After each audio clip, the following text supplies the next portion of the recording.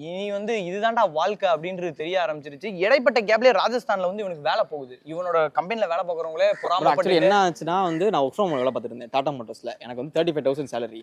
அங்கே வந்து நான் ரொம்ப ஹைடாக வச்சிருந்தேன். நான் ட்ராவல் பண்ணுறதே வந்து என் ஃப்ரெண்ட்ஸ் அங்கே வேலை பார்க்குற கொல்லிகள் எல்லாருமே பிளாக் பண்ணி தான் வச்சிருப்பேன்.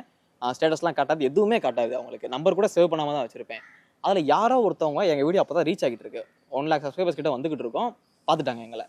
பார்த்து என்ன சிராஜ் மாதிரி இருக்கே அப்படின்னு சொல்லி ரிப்போர்ட் பண்ணி கம்பெனியில் வந்து ஒரு நோட்டீஸ் கொடுத்துட்டாங்க.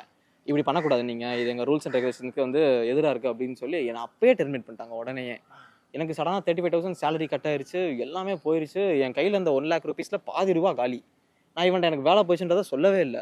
சொன்னால் இவன் பயந்துருவான் அப்படின்னு சொல்லவே இல்லை. ரொம்ப நாளாக ரொம்ப ஸ்ட்ரகிள் பண்ணிக்கிட்டே இருந்தேன் தனியாக. வேறு கம்பெனிஸில் நான் அப்ளை பண்ணுறேன், தனியாக இன்டர்வியூ பண்ணிக்கிட்டு இருக்கேன். ட்ராவல்லையே இவனுக்கு தெரியாமல் நான் ஆக்சுவலி வந்து ஒரு நாள் பெடல் பண்றோம்னா அடுத்த நாள் ரெஸ்ட் எடுத்து ஆகணும், கட்டாய சூழ்நிலை. எல்லாரும் உடம்பு ரெக்கவரி. அப்ப இருக்கும்போது இவன் சும்மாவே உட்காந்துருப்பான். சரி ஓகே, ஏன்டா இவன் சும்மா உட்காந்துருக்கான் அப்படின்றது தெரியும். அப்புறம் கொஞ்ச நாள் தான் தெரியுது இவன் வேலை பார்த்துக்கிட்டு இருக்கான். என்னோட கம்ஃபர்டபிலிட்டிக்காண்டி, அதாவது நான் வந்து நல்லா இருந்ததுனால டிராவலில் நம்ம தான் மாப்பிள்ளைக்கு ஒரு பூஸ்ட் பண்ணி நம்ம ஹெல்ப்புக்கு கூப்பிட்டோன்றதை தாண்டி அவன் நல்லா இருக்குன்ற ஒரு மனநிலைமை இருந்ததுனால எனக்கும் சேர்த்து அங்கே ஒர்க் பண்ணிட்டு இருந்தேன். அப்போ எனக்கு அது புரியலை.